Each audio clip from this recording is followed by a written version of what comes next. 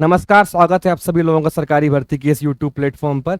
इस वीडियो में हम चर्चा करने वाले हैं जो बिहार में BSPHCL के अंदर 2610 वैकेंसीज आई हैं। उसमें जो वैकेंसी है JEE यानी कि जूनियर इलेक्ट्रिकल इंजीनियर GTO के अंतर्गत कितनी वैकेंसीज हैं, एलिजिबिलिटीज क्या हैं, कैसे अप्लाई करना है, बाकी सारी जानकारी पर चर्चा करते हैं। तो बिना टाइम को वेस्ट किए हुए आते हैं। BSPHCL यानी कि Bihar state power holding company limited एक गवर्नमेंट ऑफ बिहार का अंडरटेकिंग यानी कि एक सरकारी कंपनी है और उसमें जूनियर इलेक्ट्रिकल इंजीनियरिंग यानी कि GTO उसके अंदर एक कोर है, उसकी वैकेंसीज हैं। और उसमें कुछ वैकेंसीज अगर मैं बात करूं कितनी टोटल नंबर ऑफ पोस्ट कितनी है, तो टोटल नंबर ऑफ पोस्ट 40 है। 40 वैकेंसीज जो है वो कम नहीं होती हैं, पर्याप्त मात्रा में वैकेंसीज हैं। बट UR यानी कि जनरल कैटेगरी में कोई भी वैकेंसी नहीं है। EWS में 3 जनरल और 3 वुमेन्स के लिए हैं। SC में जनरल में 8 और वुमेन्स को 4, ST में जनरल को 4 और वुमेन्स को 0, और EBC में जनरल को 8 और वुमेन्स को 4, BC में भी जनरल को 6 और वुमेन्स को 4। इस जनरल का मतलब UR यानी कि ये जनरल नहीं है, यानी कि SC के जो लोग हैं वुमेन्स के अलावा SC में, जैसे अगर फॉर एग्जांपल अगर आप SC कैटेगरीज में हैं या फिर आप OBC या BC या फिर EC EBC चलो किसी भी कैटेगरी में हैं आप, तो जो महिला है वो तो उस जनरल वाली कैटेगरी में जा सकती है, लेकिन ये पुरुष जो हैं वो इसमें नहीं आ सकती, इसलिए उसको जनरल लिखा गया है। ठीक है। बाकी जो दिव्यांग जो जन हैं उन पे जो 12/10/2017 में बिहार गवर्नमेंट का सर्कुलेशन आया था वो लागू होगा, और जिनके दादा दादी नाना नानी जो हैं फ्रीडम फाइटर रहे हैं, बिहार गवर्नमेंट का जो रूल्स रेगुलेशन है 18/2/2016 का वो उनके ऊपर लागू होगा। और जो कंपनी की पोस्ट है वो बिना किसी प्रायर नोटिस के जो पोस्ट है वो घटा या बढ़ा सकते हैं ये लोग। अब इसकी एलिजिबिलिटी क्या है, क्वालिफिकेशन क्या है?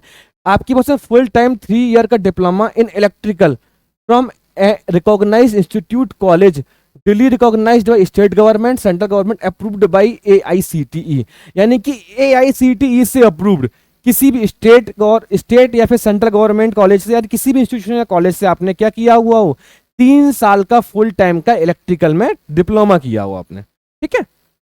जो पॉलिटेक्निक बोलते हैं, कुछ कुछ जगह पे कुछ अलग बोलते हैं, तो ऐसे आपने 3 साल का डिप्लोमा किया हो, बस वो कहाँ से AICTE से अप्रूव होना चाहिए, सेंट्रल गवर्नमेंट से कहीं से भी किया हो, तो आप इस फॉर्म को भरने के लिए एलिजिबल हैं। जो बच्चे एपियरिंग हैं वो इस फॉर्म को भरने के लिए एलिजिबल नहीं है। अगर वो एपियर कर रहे हैं तो वो इस फॉर्म को नहीं फिल कर सकते। प्रोबेशन का पीरियड कितना है? 3 साल है इसमें। यूजुअली नौकरियों में 2 साल, कुछ अलग सब में अलग अलग रहता है। इसकी बाकी की वैकेंसीज में 2 साल का, इसमें 3 साल का है। 3 साल तक आपका काम देखा जाएगा, परफॉर्मेंस देखी जाएगी, उसके बाद ही आपको एक्सटेंड किया जाएगा, अदरवाइज आपको टर्मिनेट भी कर सकते हैं। यूजुअली ऐसा होता नहीं है, सरकारी वैकेंसी सरकारी नौकरी लगने के बाद किसी को टर्मिनेट यूजुअली नहीं किया जाता है। ठीक है। अब क्या सैलरीज मिलने वाली हैं आपको? तो 25,900 रुपए आपको मिलेगा। कब तक? During 1 year of provision period, यानी कि 1 साल के प्रोविजन पीरियड तक आपको कितना मिलेगा? 25,900। और after completion of 1 year of provision period, यानी कि जब आपके प्रोविजन पीरियड का 1 साल हो जाएगा, उसके बाद आपको लेवल 8 जो 7th पे कमीशन है बिहार सरकार का, उसके अनुसार आपको सैलरी मिलने वाली है। ठीक है। लेवल 8 1 साल के पीरियड के बाद आपको सैलरी तो वही मिलने लगेगी, लेकिन आपका पीरियड कब कंप्लीट होगा? 3 साल में। ठीक है। एज लिमिट क्या है मैं बात करूं, UR यानी कि जनरल में कम से कम आपने 18 साल की हो, अधिकतम 37 साल। सबकी मिनिमम एज क्या है? SC ST EBC BC और फीमेल UR की भी 18 साल है, कम से कम हम 18 की हो, इससे छोटे हो तो आप अप्लाई नहीं कर सकते। मैक्सिमम एज सबकी अलग अलग है, UR की 37, SC की 42, ST की 42, EBC की 40, BC की 40 और UR की 40, यानी कि जो मैक्सिमम एज है इससे अगर आप बड़े होंगे तब भी आप अप्लाई नहीं कर सकते। अगर आप दिव्यांग हैं, इसमें से किसी भी कैटेगरी में अगर आप आते हैं और आप दिव्यांग भी हैं, यानी कि फिजिकली हैंडीकैप्ड पर्सन है या फिजिकली चैलेंज्ड है, तो आपको 10 साल का रिलैक्सेशन मिलेगा, यानी कि 37 की जगह 47, 42 की जगह 52, इसी तरीके से 10-10 साल आप बढ़ा लीजिए। बाकी मैं बात करूं अगर तो हाँ, जो लोग डोमिसाइल ऑफ अदर स्टेट है, जिनके पास में बिहार का क्या है डोमिसाइल नहीं है, वो उन्हें जो है वो किसी भी यानी कि वो इसी कैटेगरी में काउंट की जाएंगे, उन्हें इन कैटेगरीज का बेनिफिट नहीं मिलने वाला। यानी कि जो बिहार के डोमिसाइल नहीं अदर स्टेट के लोग हैं वो UR में काउंट किए जाएंगे, उनको एज के में कोई रिलैक्सेशन नहीं मिलेगा। रिजर्वेशन जो है वो गवर्नमेंट ऑफ बिहार के अनुसार लगने वाला है, क्योंकि बिहार की वैकेंसी है। क्या है, बीसी और ईबीसी के लिए रिजर्वेशन के जो बेनिफिट है वो मिलेंगे कब, जब उन्होंने कास्ट का और नॉन क्रीमी लेयर का सर्टिफिकेट बनवा के रखा हो। कहाँ से, डिस्ट्रिक्ट जो हो उनकी होम डिस्ट्रिक्ट से सर्टिफिकेट बनता है गवर्नमेंट ऑफ बिहार के रेगुलेशन के अकॉर्डिंग्स, और not more than a year, यानी कि 1 साल से अधिक पुराना नहीं होना चाहिए, इससे कम का होना चाहिए, क्योंकि क्रीमी लेयर जो होता है ना वो बदल जाता है, हर 1 साल में बदल सकते हैं, संभावना है बदलने की, है ना। तो बीसी और ईबीसी के लिए कास्ट और नॉन क्रीमी लेयर दोनों, और एससी के लिए केवल, एससी एसटी के लिए केवल कास्ट सर्टिफिकेट होम डिस्ट्रिक्ट से सेम। बस इसमें क्योंकि क्रीमी लेयर नहीं है तो उनको 1 साल की वैधता नहीं है यहाँ पे। फिर जो रिजर्वेशन ईडब्ल्यूएस का चाहते हैं तो उनके पास में स्टेट का ईडब्ल्यूएस सर्टिफिकेट होना चाहिए। ईडब्ल्यूएस का सेंटर का सर्टिफिकेट भी होता है, स्टेट का सर्टिफिकेट भी होता है, तो इनको किसका चाहिए, स्टेट वाला सर्टिफिकेट चाहिए।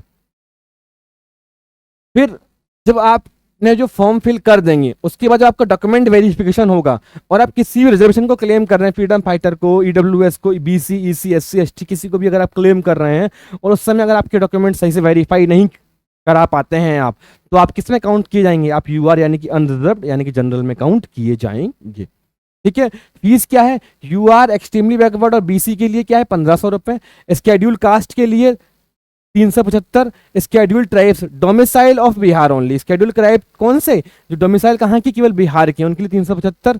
फॉर दिव्यांग एप्लीकेंट 40% एंड अबव की जो दिव्यांग हैं, एक कैटेगरी है 40% से आप ज्यादा के दिव्यांग हैं, 40% या ज्यादा के, तो 375 फीमेल एप्लीकेंट के लिए 375। फीस जो है वो ऑनलाइन पेमेंट के थ्रू जमा की जाएगी, यानी कि कोई डिमांड ड्राफ्ट या कोई आपको चेक में या फिर कैश में जमा फीस को नहीं करना है, ऑनलाइन मोड से जमा होगा। एग्जाम जो है वो आपका कंप्यूटर पर होगा, इसलिए कई सारे बैचेस में एग्जाम होगा, और नॉर्मलाइजेशन जैसे एग्जाम्स में होता है वैसे इसमें जेड नॉर्मलाइजेशन लगने वाला है। कम से कम परसेंटेज मार्क्स क्वालिफाई दिए हुए हैं कितने, 40% मार्क्स यूआर के लिए, 36.5% बीसी के लिए, 34% ईबीसी के लिए, 32% एससी एसटी और फीमेल कैंडिडेट्स के लिए। यानी कि जो भी, जैसे अगर आपका 100 नंबर का पेपर है और आप जिस कैटेगरी में अगर आपके इससे कम नंबर आते हैं, मेरिट की बात नहीं कर रहा हूं, तो आप उसमें आप क्या रहेंगे, आप क्वालिफाई ही नहीं करेंगे, मेरिट को हटा दीजिए, मेरिट तो बढ़ेगी बाद में, आपको जो वैकेंसीज यानी कि जो आपकी नौकरी लगेगी वो मेरिट के हिसाब से बनने वाली है। अगर आपको मॉक या डेमो देना है तो आप www.bsphcl.co.in पर जाकर के क्वेश्चंस की प्रैक्टिस कर सकते हैं।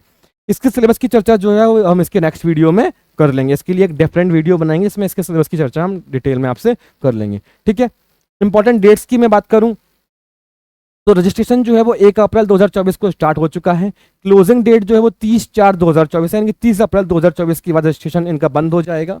ठीक है। कोई नोटिस निकालते हैं तो अलग बात है। मई जून 2024 में इनका एग्जाम होगा, और आपको ये www.bsphcl.co.in पर रेगुलर विजिट चाहते हैं कि आप करें, ताकि कोई डिटेल्स या अपडेट्स आए तो आपको मिल सकें।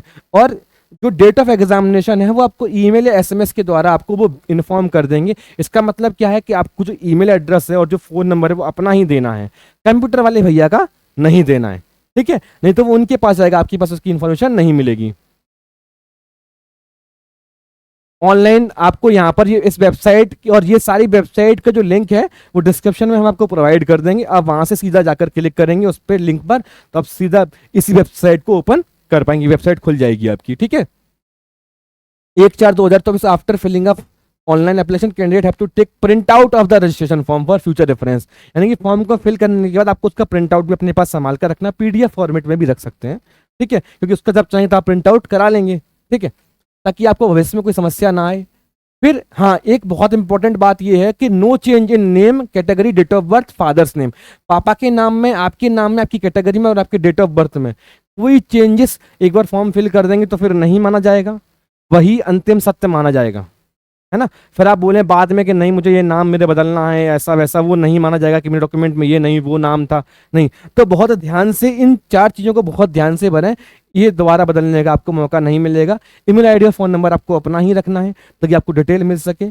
और डेट जो है वो 31/3/2024 की है, यानी कि 31/3/2024 यानी कि 31 मार्च 2024 तक जो एज का क्राइटेरिया है, क्या है, इस एज की क्राइटेरिया को आपको इस डेट को फिलफिल करना है, यानी कि इस डेट तक आप कम से कम आपकी उम्र जो है वो 18 साल हो चुकी है। उससे छोटे होंगे तो अप्लाई नहीं कर सकते। तो जो एज जो है ना, वो हमेशा जो एग्जामिनेशन फॉर्म या बॉडी होती है वो डेट निकालती है कि हम इस डेट से हम एज कैलकुलेट करेंगे। ऐसे थोड़ी कभी से भी कर लें, बोले मैं तो 1/1/1900 से करूंगा, तब से नहीं, इस डेट से कैलकुलेट करेंगे, यानी कि इस डेट को आप 18 साल से छोटे नहीं होने चाहिए, उससे बड़े ही हों।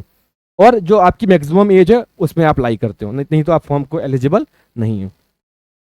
ऑनलाइन फीस आप ऐसे पेमेंट कर पाएंगे। फिर आपको कोई इन्फॉर्मेशन चाहिए तो ऑफिस टाइमिंग 9:30 से 6 बजे के बीच में आप इस 9513253397 पर कॉल कर सकते हैं, या फिर आप BSPHCLRECPAT@gmail.com पर आप मेल कर सकते हैं।